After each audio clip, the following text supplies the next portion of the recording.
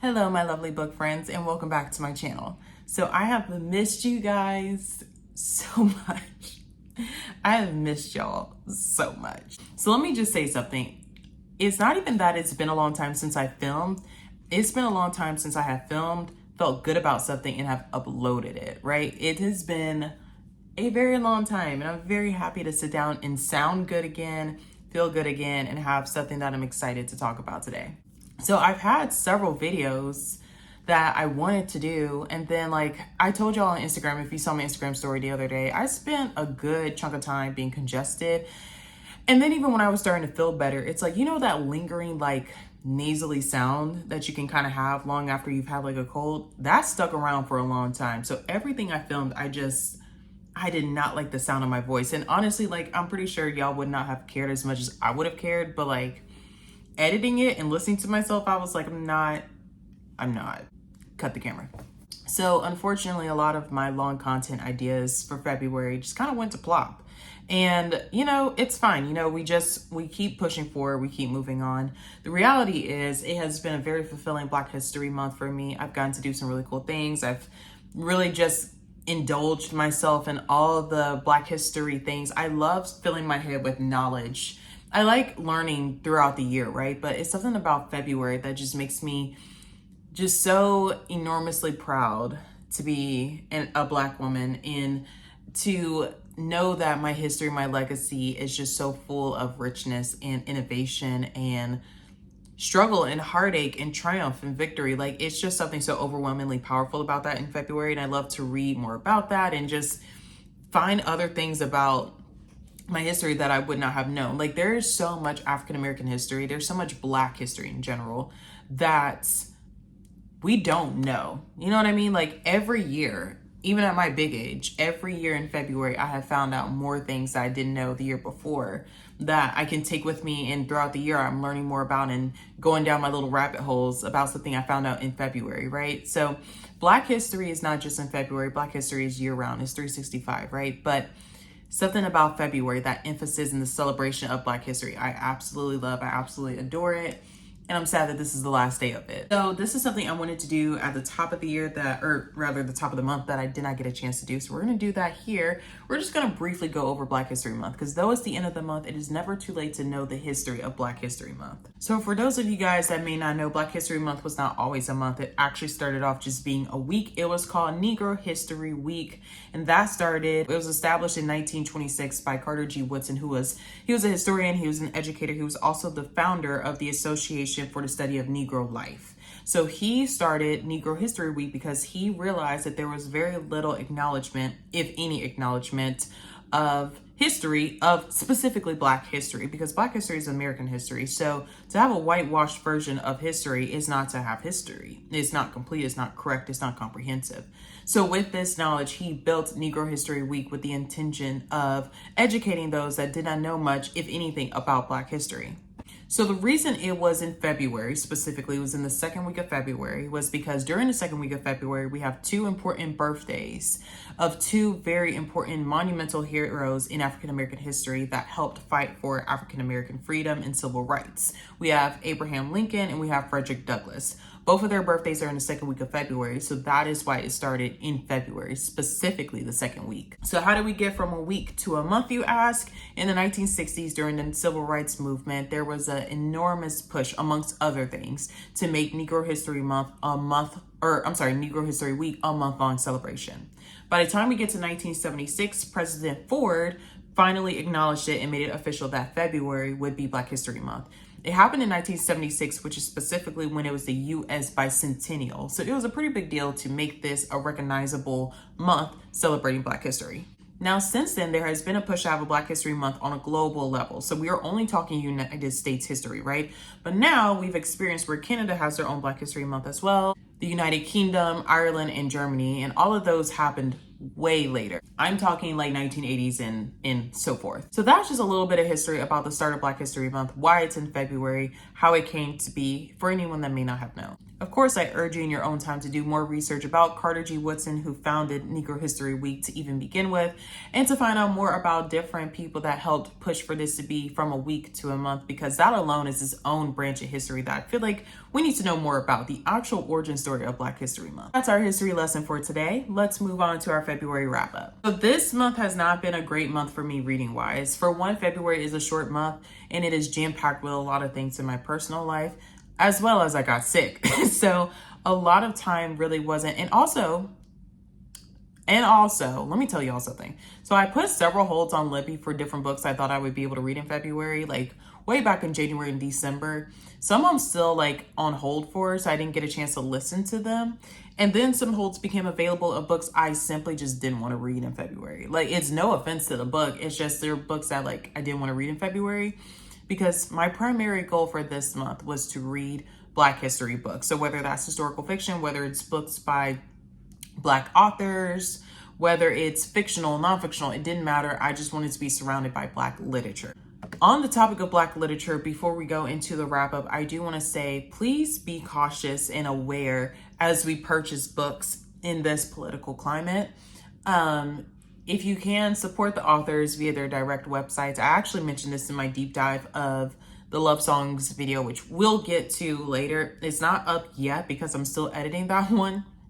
That one's taking me a bit of time because I had to refilm that one a few times, but neither here nor there. The point is, I've said that in that video, but I'm saying it here as well because you'll see this first. Make sure you guys really support Black authors by going directly to their websites, seeing other things that they wrote. I know it's easy to go to Amazon. Don't do that if you can. Go support them via their actual website if you're going to do online purchasing. If you're going to do in-person purchasing, find local bookstores. There's so many woman-owned bookstores, Black-owned bookstores, just small businesses. You know, bookstores are coming back, and I just don't want us to lose that motivation to really make sure bookstores are getting the push that they need to stay around, especially our littler bookstores. So make sure, if you can, try to find other ways to buy your books other than Amazon. Like I said, it's very tempting, okay? We have other things like Book Outlet, which I'm sure, look, all I'm saying is let's try to stay off of Amazon, okay? Let's try our best. I know it's hard, but let's try to support, especially our Black authors. Let's try really hard to support them via their direct websites, via ways that will actually directly put our money into their pocket so that they can further make books that we're gonna wanna read. Does that make sense? Oh, that made sense. Okay, so let's start. So I did not read much, like I just said. I did not read much. This has not been the greatest month reading wise, but I will say I did a lot this month, and I had a lot of like just in-person activity going on in my personal life, and it's fine. You know, I didn't get a lot of audiobooks that I wanted to read this month, and I think that really hurt my number of books. Not that it's about the numbers, but just to kind of give you guys an understanding of, like, for me, just kind of some thoughts I had. There just weren't a lot of books on Libby that I was interested in reading this month, and that's totally fine because a lot of them are available like within the next day or two that I'm going to want to read starting tomorrow for March. So it's all good. No big deal. And also I read some books that I really had to sit with for a minute and really unpack and like talk through and think through. And that's fine. Like, I wanted to really explore and sit with the Black literature and just really like indulge in it. You know what I mean? It wasn't about how many books I read. It wasn't about how fast I read. It was just about reading Black literature and loving it, right? Okay, so let's take a look at my February stats. So I read 5 books in total. I read a little over 1,700 pages.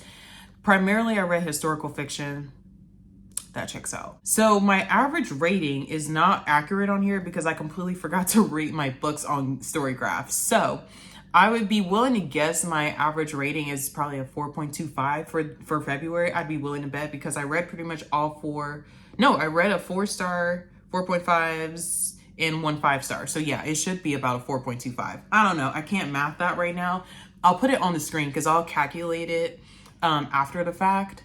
But in this moment, I completely forgot to put the ratings in so we could have our average. But that's what we're looking at for our stats for February. Okay, so the first book I read in February was A Way Out of No Way by Senator Pastor Raphael G. Warnock. This book, though I am slightly biased, I cannot not give this book a 5-star. It simply was absolutely amazing. It was a beautifully written book. So also I listened to it while reading it. I did have it available on Libby to listen. and he narrates the book, which I love. It's something about when people narrate their own book that just brings the story to life. It's so good. I love it. It's one of my favorite things ever. And so he narrates his book, and that just brought it together. I absolutely loved it. It was fantastic.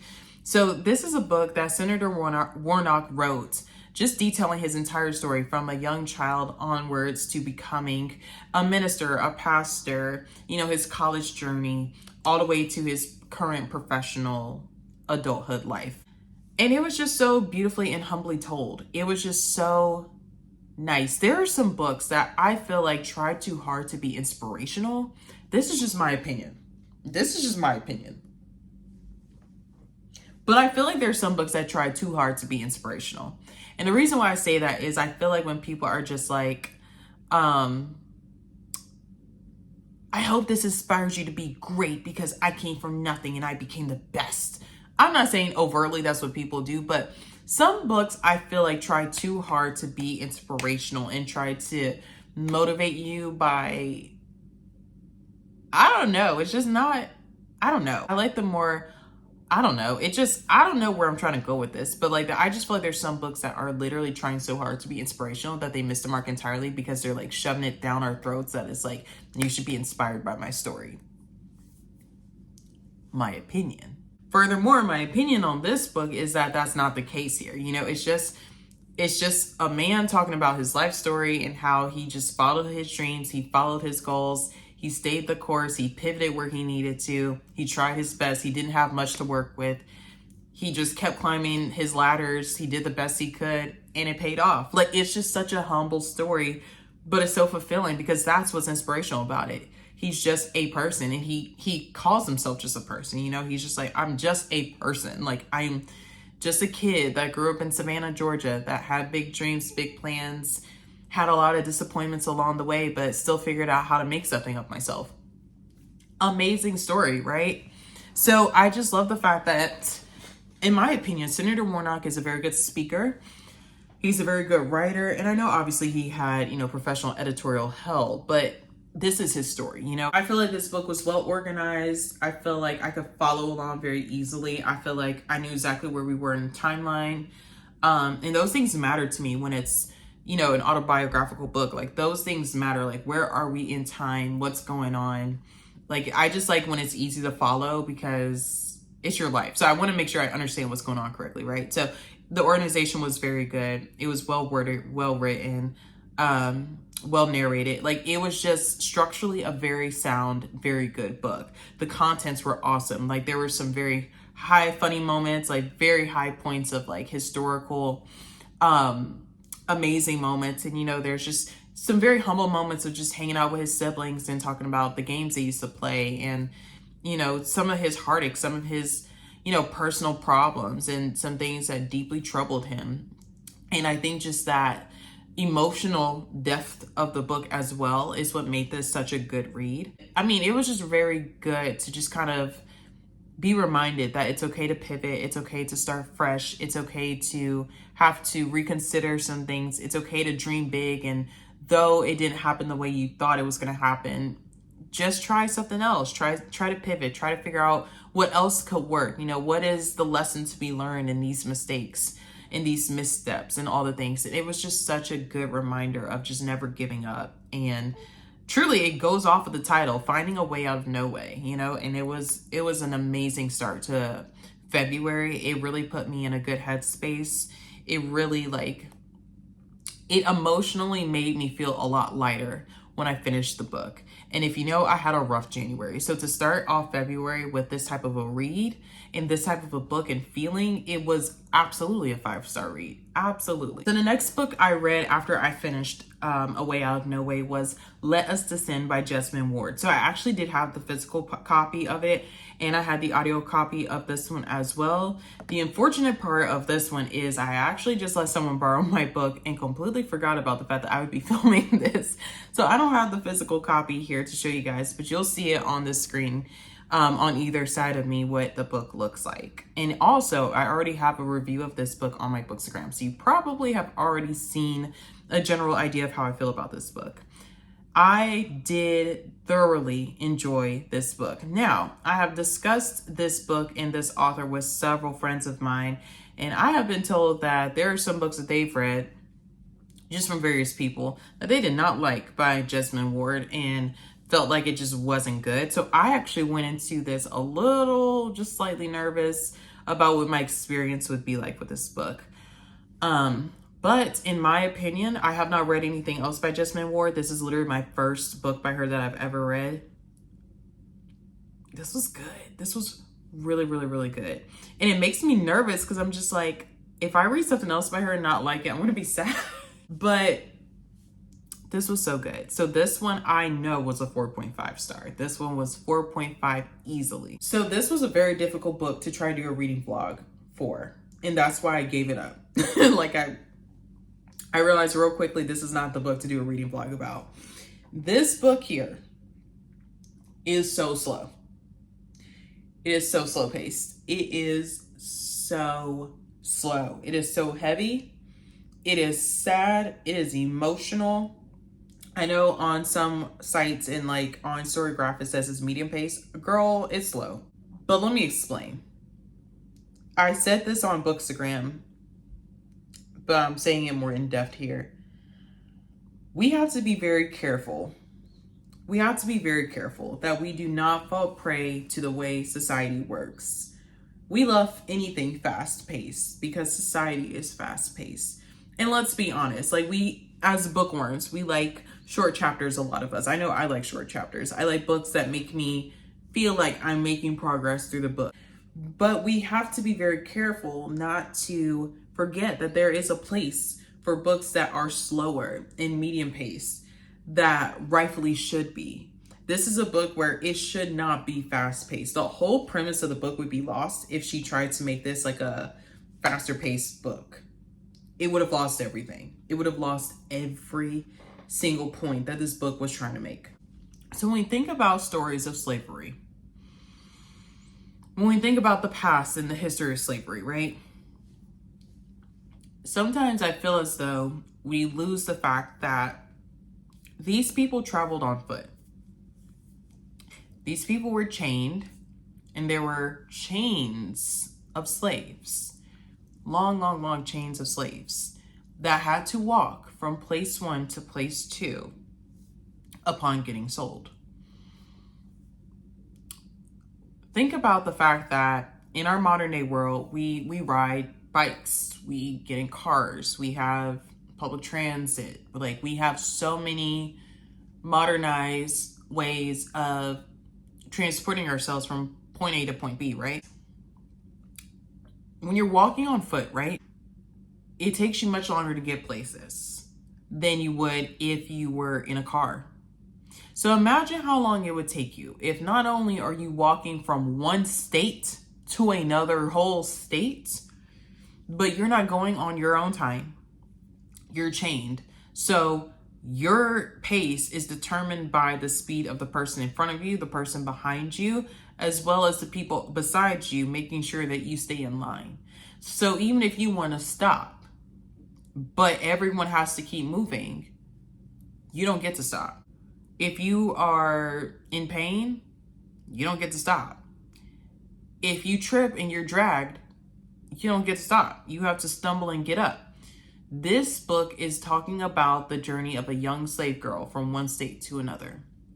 She is sold by her slave master / father, and he sells her to a whole nother plantation in a whole nother state. So she starts from the Carolinas. She ends up in New Orleans.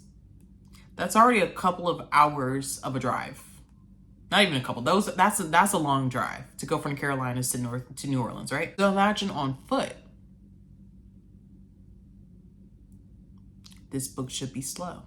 I just want us to never forget that there is a reason. There is an emotional impact that a book should have.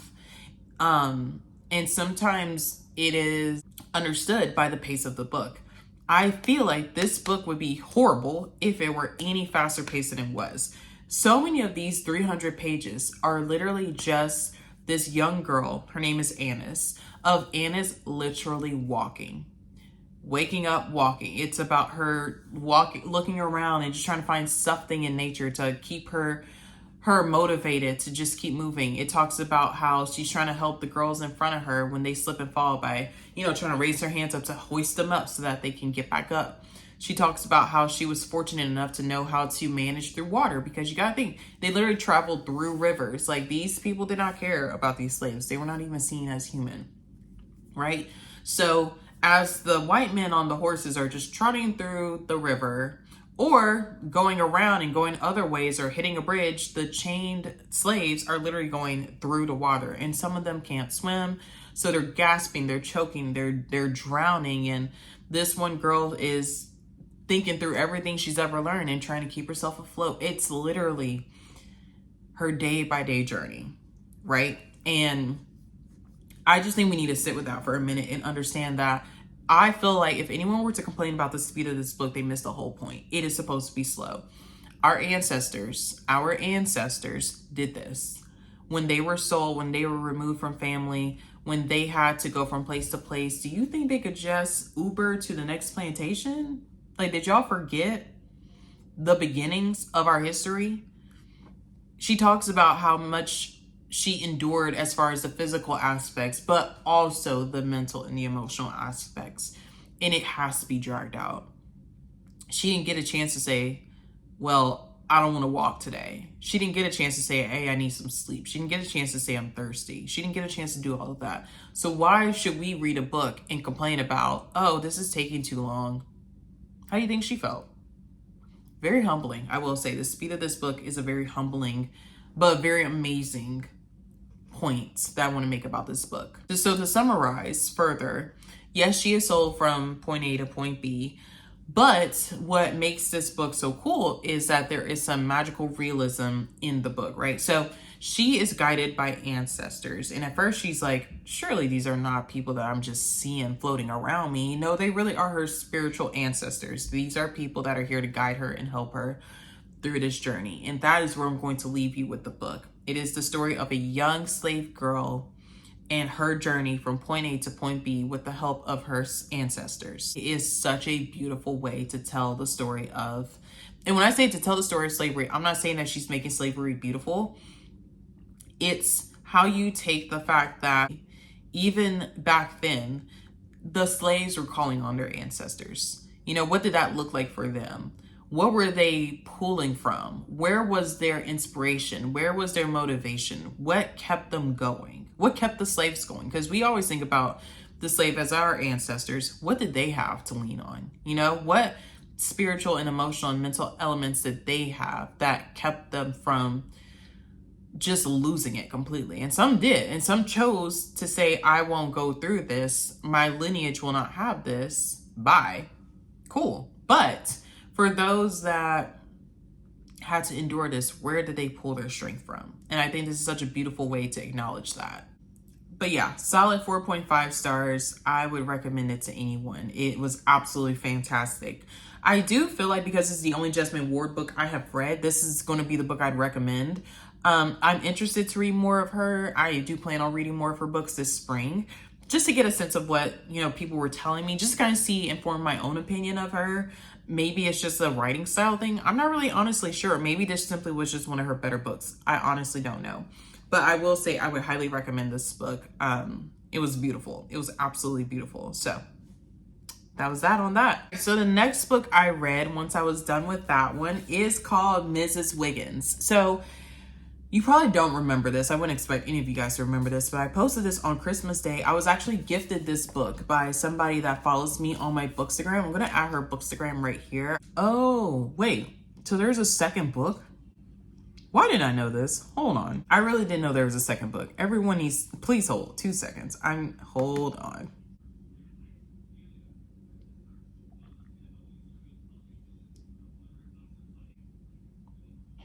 Whoa. Wait. I don't know, guys. I did not know that there was a second book to this. Oh, we're gonna have to read that. We're gonna have to read that soon because I just read the summary for that one. Why didn't I know? Oh my gosh, I have to read it. Okay, so look, y'all. This is the first book, right? This was wild, okay? I'm laughing, but like it kind of is funny, but it's also like low-key not funny, but like it's high-key funny because it was so messy, but it was, I don't know how to describe this book. I really don't. So would I describe it as historical fiction? Yes, actually, I would. There's definitely historical, but it's like not as historical fiction-y as like The Personal Librarian. I wouldn't say it's like that historical fiction-y. Like it doesn't lay on the history thick in this book, okay? But there is a backdrop, I'd say, of like historical fiction. Y'all, this was a wild ride. I don't know what y'all want me to tell y'all about this book. It's so scandalous. Like she was a scandalous little book. So what made me laugh was, so let me just tell y'all a little bit about it because I can't really say too much, but like it's set in Alabama. So it's set in the South, right? It is set in the South. It's set in the South during hold on, let me make sure I get the time period correct because I don't want to mess that up. So part one was set in 1917 through 1936. But I'm pretty sure it goes into the 1940s. Like, I don't think it stops at 1940. I think it goes into the 40s by the end of the book. I'm pretty sure. Anyways, child, let me tell you. So this book was wild. It was a scandal, basically. And it's basically talking about Mrs. Wiggins. And she grew up as the daughter of an alcoholic and a prostitute.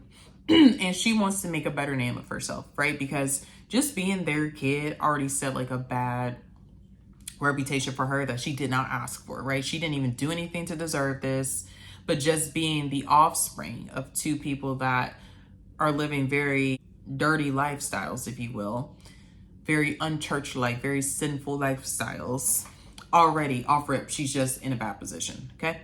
So we move on. She marries someone who has been one of her best friends, right? They're hoping that their marriage will help each other out. So it's not a marriage for love. It's a marriage to save each other, literally. And that's pretty much all I really should tell you. I'm serious. Like, I can't tell you much. Their marriage is the reason so many things go right and wrong. Like, it's all because of this marriage, right? Because, like I just said, they didn't marry for love. They married to help each other out. So with that comes this need to keep up the image, right? And you have to keep up the image to the church folk. You got to keep up the image to your family. You have to keep up the image to your friends. Nobody can know that this is not real, right? So, I mean, it's real. They're legally married and they have love for each other, but they did not marry for love. And yeah, all I'm gonna say is Black folks in the South during the Depression, church folk. Okay? Read it. Like, trying to avoid scandal, you end up in 4 more scandals. Like, are you tired? Like, I'd be exhausted. Like, it was a lot. It was a lot. But that was a good book. I'm so thankful that I was gifted that book because that was good. That was good. That book had me laughing. It had my jaw on the ground. I picked up my jaw. It dropped again. It was a wild time. All right, what did I read after that?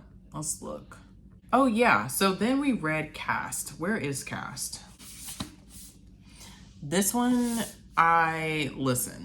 this is a book I feel like I'm going to end up using as a reference for like one of my papers or something in school. Like this book is actually what hung me up most of February.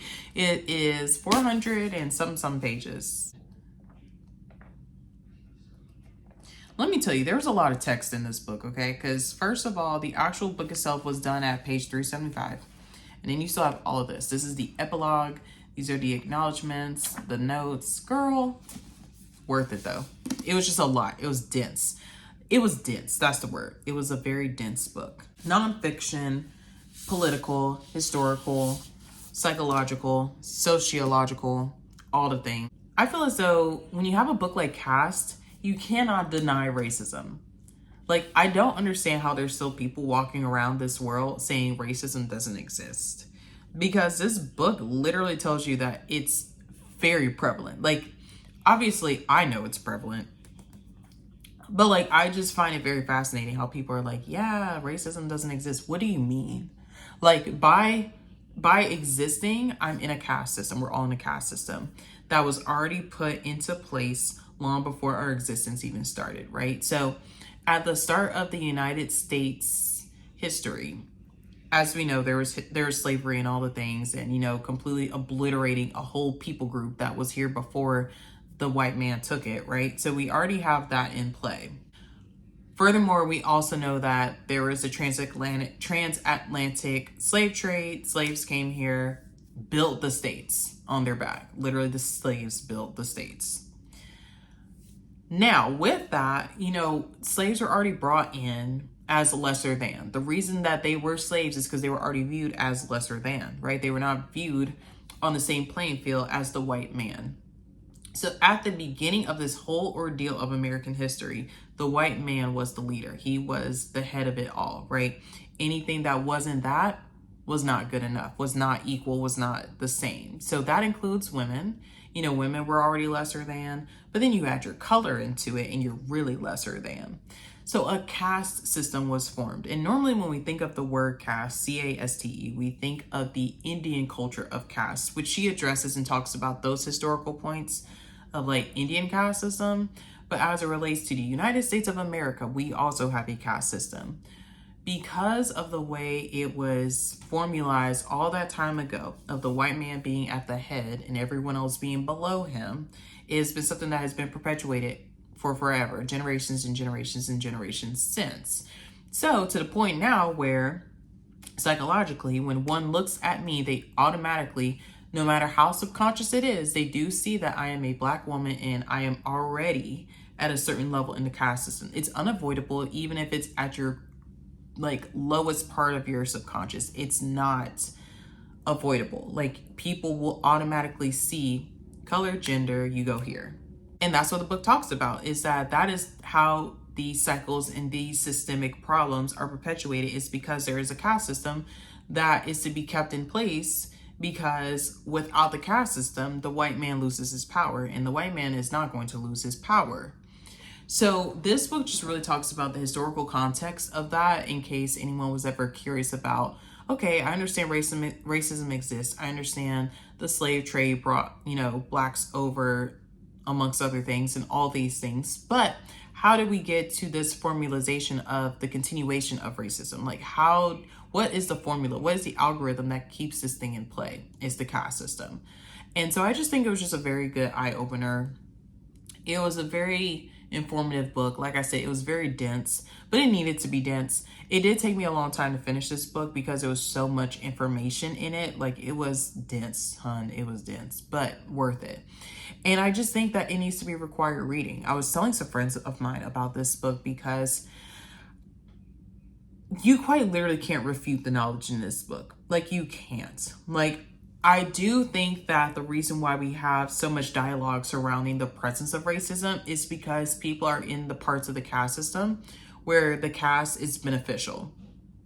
Most times people that are in the parts of the caste that are beneficial forget that there's other parts of the caste system that are not beneficial, right? And so with that, they're like, no, life is good. I'm living lavish. I'm able to keep the wealth at the top 60%. So I'm doing great. Okay, well, what about everyone else that's at the bottom 40%? Which is literally everyone else that's not the white man. Like, what do you mean? So this book just challenges every racist thought that people could have, because people really do believe that racism doesn't exist. And that's just something I just don't understand. A permanent question mark floating over my head at all times when people are like, yeah, we're doing so much better than, you know, everyone has progressed so much, and, you know, everyone has equal rights. No, honey. No. Like, there's just so much inequality. And I think people I really do believe that people try to excuse themselves from the harsh realities of the fact that there's so much wrong in the world by trying to do the toxic positivity thing of, oh, but we've come so far. Like, look at it. Like, you know, there's Black people. We had a Black president. So no, actually, like, there is definitely still racism. And she actually talks about the Obama administration and how that was actually a way for people to scapegoat and say, oh, well, racism can't exist because we have a black president. No, bro. That's not how this works. That's not how this works. The fact that he is the first black president in this modern day time tells you that there's still a caste system in place. The fact that that was such a celebratory thing that in my lifetime I got to see shows you that there's a caste system in place.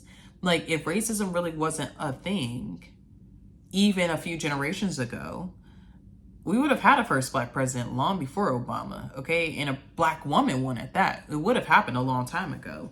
So this book is just very good if you're finding yourself in a position where you need more resource, more information to challenge and to kind of help build your argument. You know, if you're in a position where people are really challenging your, like, if racism exists, if a caste system exists, why there are disparities in the world. Because I mean, we address all of that in this book, right? We talk about the medical disparities. We talk about the legal disparities, like in law enforcement, for example. Like, why are black and brown people getting jailed at so much higher rates than white people? But because everything is so distorted, because of this caste system, it keeps the white people, especially the white man, high up, and it keeps all the brown and black people at the bottom. The caste system it's a thing. You know, we don't use the word caste outright, but it's a thing and it's there. And we see it in other ways and in other words and in other terminology. We know it exists, but it's literally a caste system. And without the caste system, you dismantle privilege and you dismantle comfort and security for those at the top of the system. And people that are comfortable don't want to be uncomfortable, right? And this book talks about that. Like, people that are comfortable do not want to be uncomfortable. People that are living their best life do not want to be challenged to have to disrupt that. And it keeps the caste system in play. And as long as people keep up what they're doing, the caste system will always be a caste system. The only way to break the caste system is to destroy it. And it requires those at the top to come to the bottom for a second and just not even acknowledge that they're bad people. Because it's not that everyone that's in the upper parts of the caste system are bad people. It's just the fact that with your ability to be up there, come down a few steps down the caste system and help elevate and help promote equality and equity so that there is a better and more even playing field. That's how you dismantle the caste system. It's so informative. It's so full of good information that we all need to know, especially in this 2025 political climate. You need to have your facts straight. You need to know what to do. You need to know how to advocate for yourself when you are black and brown. You need to know how to advocate for yourself. And so with that, I think this book is a fabulous resource. I just think you need to be warned that it's going to take a long time to finish it probably. Like, it's a lot. And it's one of those books where I will go back and annotate it, but like, I just wanted to finish it. Yeah, that's caste. So I read my last book that I finished in February. I'm currently reading a couple books that I'll probably be done with, honestly, probably in like 2 days, that I just didn't simply finish today. This one book is called The Magnolia Palace, and it's a historical fiction. It is not a Black literature book, but it was the book that I read to kind of offset caste, because I was just like, look, I need something to read to break up caste. Again, it was just so dense. Like, I just needed something. So I listened to this book. I do not own it. Let me just give you a description of this book because it's really, really cool. Fiona Davis, a New York Times bestselling author of The Lions of Fifth Avenue, returns with a tantalizing novel about the secret betrayal and murder within one of New York City's most impressive Gilded Age mansions. It's kind of complicated to explain without like giving too much away, but it's got these two parallel timelines of like 1919 and then flip over to 50 years later in 1960s. But yeah, so basically it's the story of a family who lives in this mansion. Things get abruptly cut off to avoid further scandal. People start moving and disbanding from the house so that, you know, they can kind of avoid some further scandal. 50 years down the line, you have a model coming in. She finds all these clues around the house and she's getting more and more curious about the history of it. So her and someone else, this Black guy that's also locked in the house, he's a historian to be, and they start unpacking and learning so much about the history of this family and of this mansion. And then at the end of the snowstorm, you know, they have to sit with all this information and figure out what are they going to do with it, because it unpacks what it looks like had been an unfinished, unsolved mystery that no one could solve, and they literally they think they solved it. So they have to sit with the information they have and see how they can bring some closure or open up more wormholes. So it's it's not a complicated book. It just is one of those that jumps back and forth between 50 years prior and what is present day, but it's like 50 years later. And it's a mystery book, and it's set in like the Gilded Age, and it's actually very fascinating. I had a really good time reading this book. I like mystery books, so to have like a historical fiction mystery little moment was so fascinating. I really liked it. Anyways, guys, that is what I read in February. I am currently in the middle of reading The Gilded Years. I was so hoping I could finish this one by today, but I am not done with it yet. Again, it's just been a busy month. So that one is probably going to be my first finish of March, I'd be willing to bet. We'll see how I feel about that one in our March wrap up. I'm pretty sure I'll probably review that one on my Instagram because I'm really loving that one so far. So we'll see how I feel about that one. But that's what I read in February. I hope you guys enjoyed this video. I hope you guys read some really good things in February. Please let me know what y'all read, whether it's the comments here on Instagram, wherever. I'm really curious to know what you guys read in February. So yeah, I'm excited to hear what you read. I'm so excited for March. March is my birth month, so I'm very excited. I really am hoping, I'm hoping life will be a little gracious to me in March. It is going to be jam-packed in March, okay? Like, I have a busy schedule in March, but I'm really hoping that, you know, I can be a little bit more present in March because I have so many ideas, and there's some videos that I was going to do this month that I'm just going to do in March. Like, it is cool. It's no harm, no foul. It's a schedule I put on myself. It's okay. I can change it, move it however I please. And so with that, I'm really hoping that we can have a lot of fun in March and just get back to a normalcy, some sort of a normalcy. I don't even know what normal is at this point. But anyways, guys, you know what to do. Follow me if you haven't already. Subscribe, comment, all the things. Happy Black History Month, and I will see y'all in the next one. Bye. Psych, the video's not over. So it's many hours later. Please excuse the lighting. I'm actually currently in a hotel room many hours later after filming the video you guys are watching right now. And I'm currently editing it and trying to finish it up and upload it. But I realized I did not tell you guys what was my top read of February. This month, I actually had a tie for my top read of the month. So I do not have a singular book. I have two, which I'm very excited about. So the first book that was my top read of the month is going to be A Way Out of No Way. And my second top read of the month is going to be Mrs. Wiggins by Mary Monroe. Those two books were two of my favorites. February, though I didn't read a whole lot of books, every single book hit differently in different ways, and I loved every single book that I read this month. I had a fabulous reading month, though it was a short month and wasn't best statistically for me, but the quality of the books were absolutely amazing. But I will say, of the books I read, the two that just really resonated with me and I just enjoyed the most, even if it's by a little bit, are definitely going to be A Way Out of No Way and Mrs. Wiggins by Mary Monroe. So that is that. I hope you guys have enjoyed this video. I cannot wait to see you guys in next month's videos, and I'll see you guys soon. Bye.